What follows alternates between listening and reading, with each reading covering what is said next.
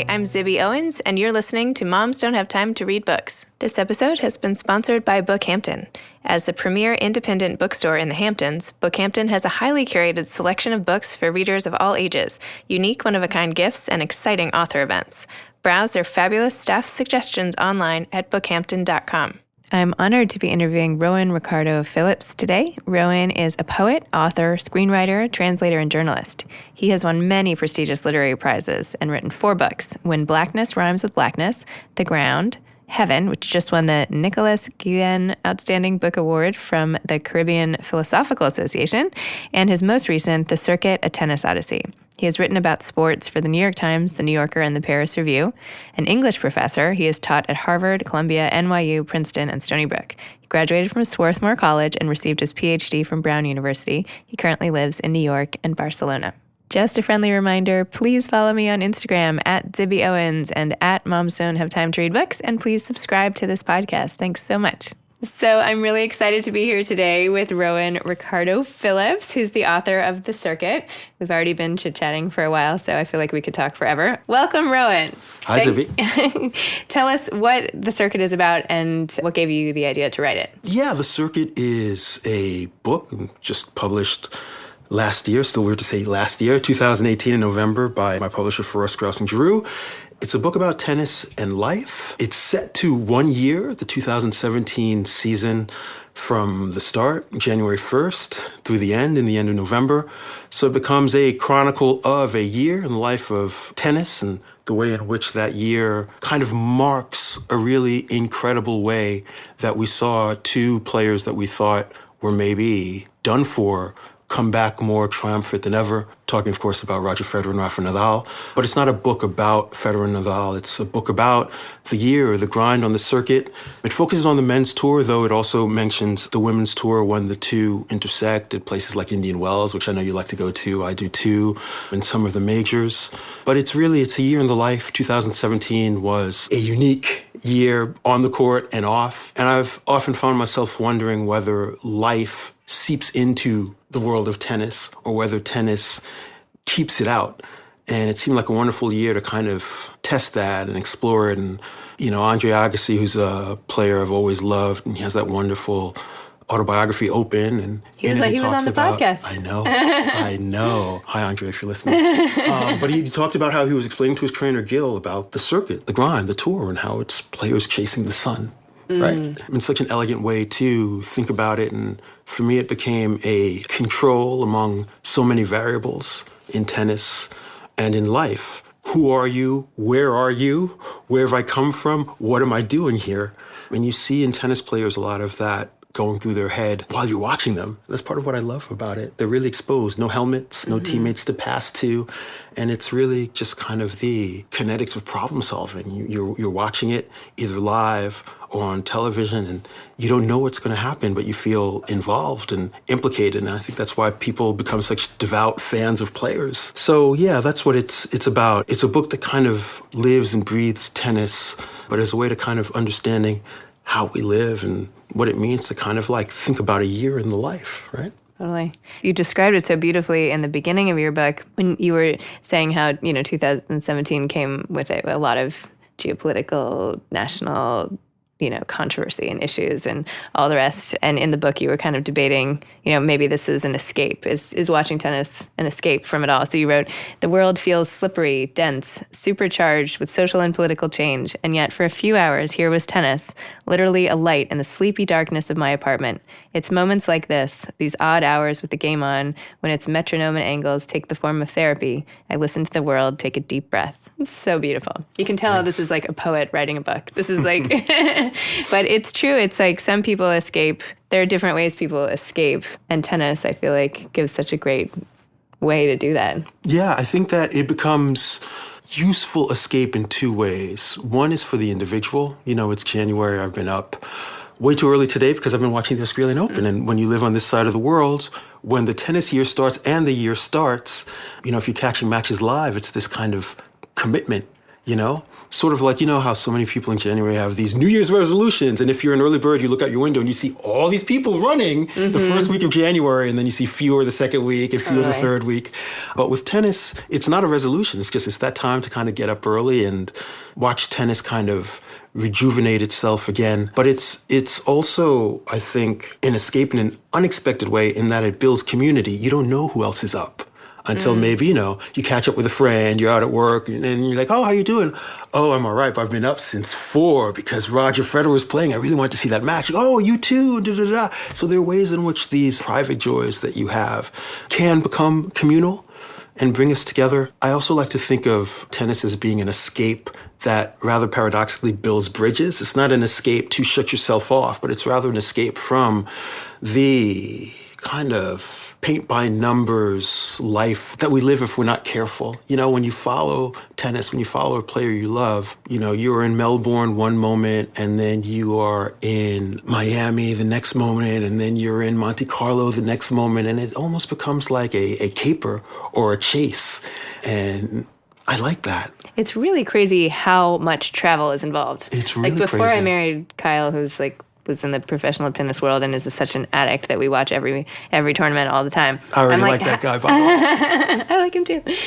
I couldn't believe how much travel. Like, these guys were just in this part of the world, and now, like, 2 days later, I'm like, they're in another tournament. Oh, so far, it's crazy what your body has to go through. I mean, after I, like, go to LA, and I'm like, oh, I'm jet lagged. Yeah. Just got back from Key West myself, and I'm like, oh. Right? I mean, to have to travel that much and then perform at such a high level, it's such a big ask of these players, really. Yeah, and that's part of the reason why I wanted to set the book to a year, because I wanted to see the way in which characters kind of appear and reappear. I started to think about players who, you know, if you're not a top 30 player, say, and you lose in the first round of a tournament, you're getting on a plane and finding the next tournament. Yeah. You know? And it's hard to even really make a living, even if you're not like in the top. Absolutely. Right, with all the, you know. Absolutely. The grind is real. And even when, spoiler alert, the circuit begins in Brisbane, right? Everybody's warming up for the Australian Open, and you see players showing up and they're fresh. The Australian Open is great because you see players fresh.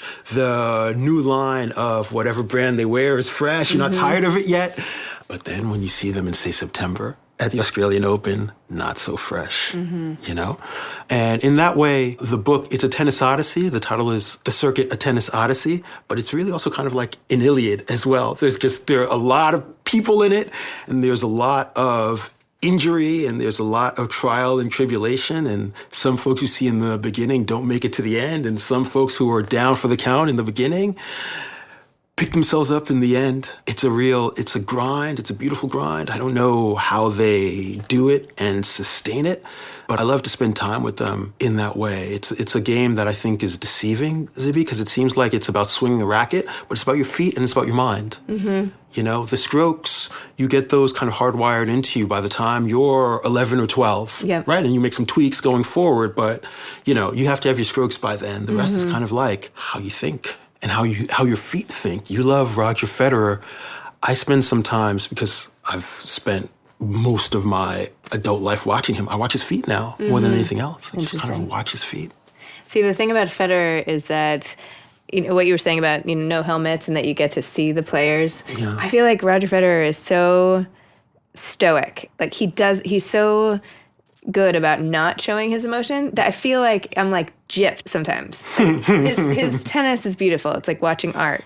But I feel like, and I could talk about this for a bit. Anyway, I feel like someone like Juan Martín del Potro is so expressive, right? And you see it, and he like gets it. So I feel like I connect more sometimes with players who have it, who are like more like open books. Yeah. Oh, yeah. That's right. You're more del Potro, not Federer. No, that's it's okay. Right. It's Kyle likes del Potro. That's right. You don't have to memorize all this stuff. Well, but no, I think that's fascinating, because you say Federer's so stoic, but Federer's biggest meltdown on a court was against Del Potro. 2009 U.S. Open final. Del Potro wants to challenge a call. He takes his time. Del Potro takes his time with most things. There's an amount of time you have before you can challenge. The chair ump allows it, and Federer is irate. and it was during changeover, and Federer just started going off on the chair umpire. And the chair umpire says to Federer, well, I allowed it, you can calm down. And Federer just went off on him. Don't tell me what to do, I'll talk whenever I want to talk, da-da-da-da. So I love that relationship between those two. I'm going to split the difference between the two of you. I like those two as a pair. Yes. I love Federer-Del Potro matches so much. And you were saying, when you were saying Federer yelling at the umpire, and I was thinking, oh, that sounds interesting. I wouldn't mind going back and seeing that. You have a whole thing about bad boys in the book, Nick Kyrgios and how different, what do you think? I know this wasn't something I was thinking about ahead of time, but what do you think about tennis, really sparks that bad boy instinct or makes people, even just come out with it more than maybe in other sports, or maybe not. I don't know. Well, you are in tennis hyper-controlled until you're not. Mm-hmm. So many pros, their first coach was their folks, and many times their coach still is their parents, or their parents are on the tour with them. Obviously not all of them, but, you have a weird relationship with a coach if the coach is not your parent, in that you pay them, but they're supposed to be bossing you around, but you know that since you carry the purse strings. So I think that there are very limited ways for tennis players to sort out their stresses. Mm-hmm. And I think that the kind of enfant terrible comes out from that you don't have venues to pop. You can see, one of the things that's so amazing about Open is how open Andre was about all of that. He was a guy who had all the accoutrements of a bad boy. Then he would get at his card. He would turn on Celine Dion or what have you, right? Yeah. Because that's actually who he was. And a lot of tennis players, I guess, to survive, they build up a big metaphorical callus, or they're like an artichoke, and it's hard to peel back the layers. But when you do, you find an idiosyncratic, complicated human being. I like that. What I don't like about the whole bad boy thing often, and what I write about in the book regarding Nick, is that we've seen it. Mm-hmm. You know what I mean? Yep. Do something. Yeah, and every bad boy thinks they're inventing the wheel, and that, I don't like tennis, or I'm gonna, do what I want to do. But it's kind of, Yeah. But everybody has to go through their process. You have kids, I have kids, and, I just kind of trust the process. And I find myself realizing as I get older that even if you've seen stuff before, sometimes people feel like they're discovering things, and it's important for them to have that discovery. So, Nick is somebody who seems like he's realized he needs some help off the court, and he's starting to embrace that. And he had a really bad result in this Australian Open already, but hopefully now he's going to start to be a trust the process person. He's got the talent to win multiple majors, but, you got to go through 7 matches, and you're not always going to be playing Federer or Djokovic or Nadal to get that adrenaline running. Sometimes you're going to be playing the 270th player in the world, and you got to want that too. Speaking of process, so tell me a little more about how you wrote this book. When did you write it? Did you write it while you were watching the matches? Did you take notes all year and then go back? How did this book's process differ, if at all, from how you wrote your other books? Oh, wow, what a question. I didn't in January 1st say, I'm going to write a book about the year in tennis. I knew I was going to start writing. I was already writing some sports pieces for the Paris Review and the New Yorker, but I basically write what moved me when it moved me. I tore my Achilles tendon in the summer of 2016. It left me bedridden at home, and I was watching a lot of tennis. Hopped up on a lot of oxycodone, which I stopped taking as soon as I could stop taking it, which you should do because it's very potent. But I was just watching so much tennis, and I had so many questions about what was next after we saw Federer take that basically pratfall in center court at Wimbledon. What was next for Del Potro, who disappeared with the injuries and surgeries on his wrist? What was next for Nadal? What was next for Serena? What the hell happened to Djokovic? I had who was coming next, because it didn't really look like anyone was really ready. I had so many questions. I felt like 2016 was a cliffhanger, and so I wanted to start writing. And, the Paris Review has always been really good for me and good to me, and I've repaid them by giving them, I think, pieces that they're really proud of. And, I started by writing on the Australian Open. Before you knew it, we had a final of Venus and Serena, and also Roger and Rafa. The day of the final between Federer and Nadal was also the day of the executive order and the airport protests and everything. And I really started to think about how, some people were really up to watch this match because they thought, holy cow, it's a Grand Slam final between Federer and Nadal. I don't know when this is going to happen again. And when that match was over, they went to the airports. and they congregated and they protested and started thinking about the ways in which, tennis is part of the world, implicitly, explicitly, whatever way it might be. And I was writing essays, and as I was writing on these matches, just kind of like the pull of a story and of a book formed. And so those essays grew into a larger project, which became the book. I'm not a note taker when I watch matches. I'm pretty big with, actually, I think I can answer both of your questions regarding the process and other books at the same time. I do a lot of my work in my head. Actually, I like the risk of forgetting things. Yes, I have a notebook. Yes, I'm an avid note taker. But I do that not in the white heat of ideas. I like to think that if an idea is good, if an idea is memorable, you'll remember it. And it's even better if you don't remember syllable by syllable what you said at that time. It becomes rather this like atmosphere or this mood that you have to put back together. The Nobel Prize-winning poet Derek Walcott, in his address in Stockholm, he'd said something to the effect of, take a broken vase and piece it back together, and the love you'll find in those seams is greater than the beauty of an uncracked vase, right? And I like to think about that when I think about how I approach writing in general. I let what's important bubble up. Right? So Rafa, once again, in 2017, like in 2018, put everybody to the sword at the French Open, right? What was memorable to me about those tournaments then is not necessarily that. You can click on any type of match report and see that Nadal completely annihilated someone, right? Just the Thanos snap and they turned into dust. But those, I love sometimes the great matches on court 18. I love sometimes when you're at a tournament and there's stuff going on the main court or whatever, but all of a sudden there's this kind of buzz and people start filling up this court where you're like, why is everybody on court 14? What's going on over there? And that's just what it's all about.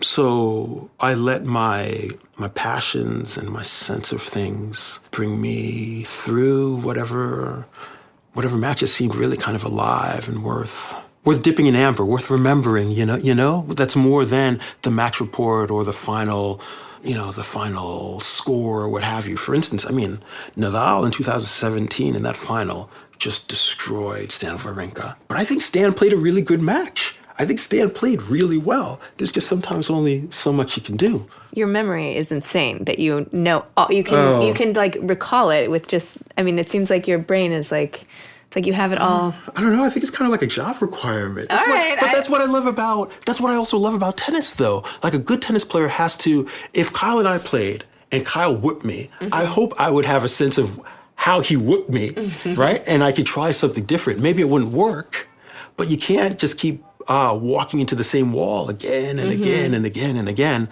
And that's part of what was also fun about the book. Sometimes you have John and Larry played in Indian Wells in March, and now here they are in Shanghai. What's different? Yeah. And so, maybe that's also from not always just writing things down. I remember things, I'm compelled by things, and hopefully when I write a book, what I remember and what I want to tell you as a reader, you also think, you know what? Oh, I remember that. And that was awesome. Or, oh, I didn't remember that. I'm really glad to be diving back into that. But that's kind of, that's the work of being human. You write these books, all these wonderful authors that you have on your wonderful podcast. It's kind of like the work of being human and humane. And even with technology, whether it's these wonderful rackets and strings that now have, you'll see, I was just in Key West, and you'll see some septuagenarians who just are wailing on the ball. If they could get to it, you know what I mean? They don't have the same coverage that they used to, but if they catch in the swing path, holy cow. And my dad isn't such a good tennis player. He's 70 plus. It's as if, they can do whatever. And that's what it's all, I hope when I'm in my 70s, I can, play with Kyle or play with the people I hit with now or play with my girls and they could play with each other. And it's a sport that's done a lot of damage to a lot of people. But it's a beautiful, bridge-building, expressive sport that at its best also absorbs the environment that it's in. We were talking about that wonderful court in Monte Carlo. Yep. But, tennis becomes part of the environment that it is. And, at any type of club you go to, the people who are there also become part of kind of like the lived history of the region. They become beautiful, tennis courts become beautiful nexuses for people to kind of like meet the morning people. I love a morning hit. The people who will hit in the middle of the day bless them, I don't know how they do it. And then the Nightbirds. But you learn a lot about yourself through tennis. And I've certainly learned a lot about myself, so. Absolutely. Totally agree. The way you also describe all the different players, how the guys on the tour become just the characters in like the story that you tell, and you write about it in such a great way. Like even when you're talking about Djokovic, when he got like, we're watching and I'm like, he looks so skinny, doesn't he? And meanwhile, you write it beautifully. You're like, Djokovic, for his part, was looking as gaunt as he ever had, not slender or slim, but approaching skeletal, as though his body were defending on itself from bottom to top, culminating in a sucked out space on each side of his face where his cheeks used to be flush with life and two dark vacancies where his eyes should be. That's just that's a beautiful way to comment on his physique, and then also to intrigue the reader. Like, what was going on with Djokovic? Like, we don't know, right? I mean, do we? Must be the gluten. Must be the gluten, exactly. And even when you talk about Alexander Dolgopolov, how do I pronounce that? Dolgopolov? Mm-hmm. His game is like the band you think no one has heard of, the one with too many or too few people in it, your guilty pleasure. That was so great. This is my last one to quote about Nadal. Please don't stop. Please don't stop.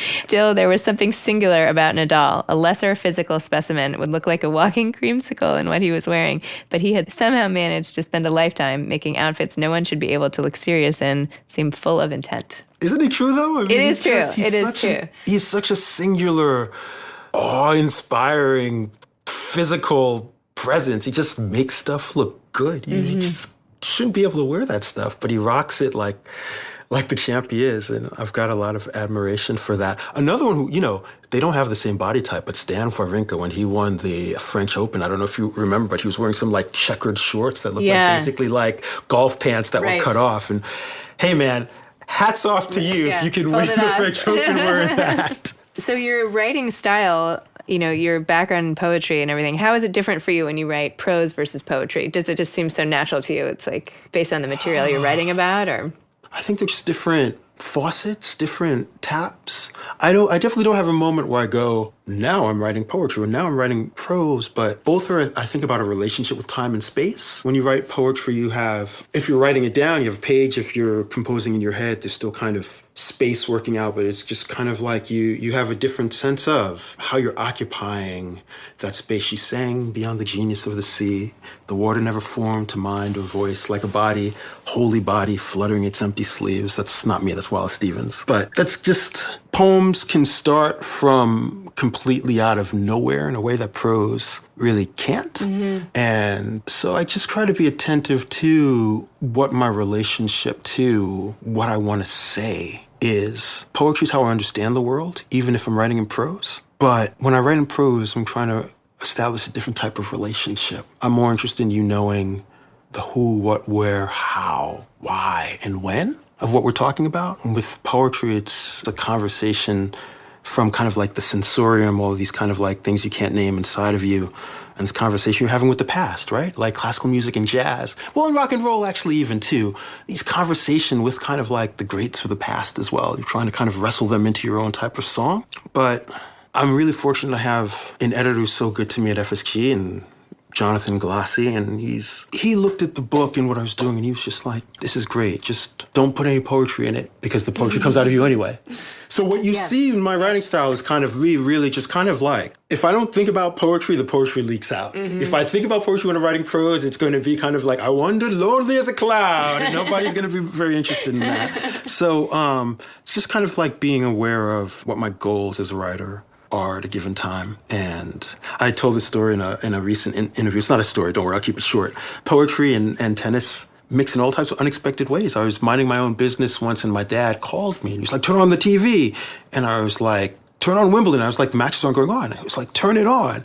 And John Wertheim was reciting a tennis poem that he'd written about Wimbledon on the air, And, my folks have always been really supportive. I never had that moment where my folks were like, you want to do what? They're always really supportive of me, but it was kind of also nice to see that I don't have to be the poet when it comes to these things, right?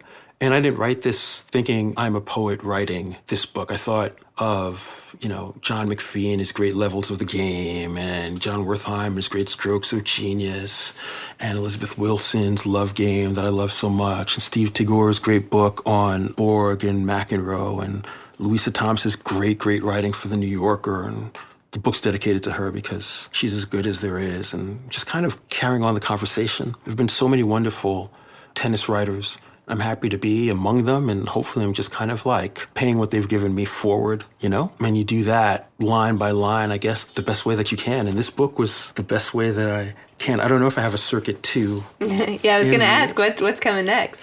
Oh, well, right now I'm working on a screenplay, a biopic. It's a lot of fun, and just finished a new book of poems. And got another new fun project that's popping up. But what I love about this book has been the response. It's been really great and heartening, and I like the fact that people want more. I really wanted to write about the WTA and the ATP tour together, and actually, I should have told you this at the beginning when you asked me about writing this book. At first, I was trying to do that. It's what I wanted to do. It was a task that's greater than me. The two tours are just such different species, sadly, not just the rules, but the locations and everything like that. And by the time the US Open is over, the WTA is basically in Asia the rest of the time. And something I come back to a lot. I grew up loving women's tennis. I was fortunate to have folks who just really loved watching Martina and Chrissy. I had crush on Chrissy Everett. She was like my hero growing up. Right. But then even Althea Gibson, when you go back, and even now, I mean, I've got a real soft spot for the women with the one-handers on the tour, Carla Suarez Navarro, Tatjana Maria, Margarita Gasparian.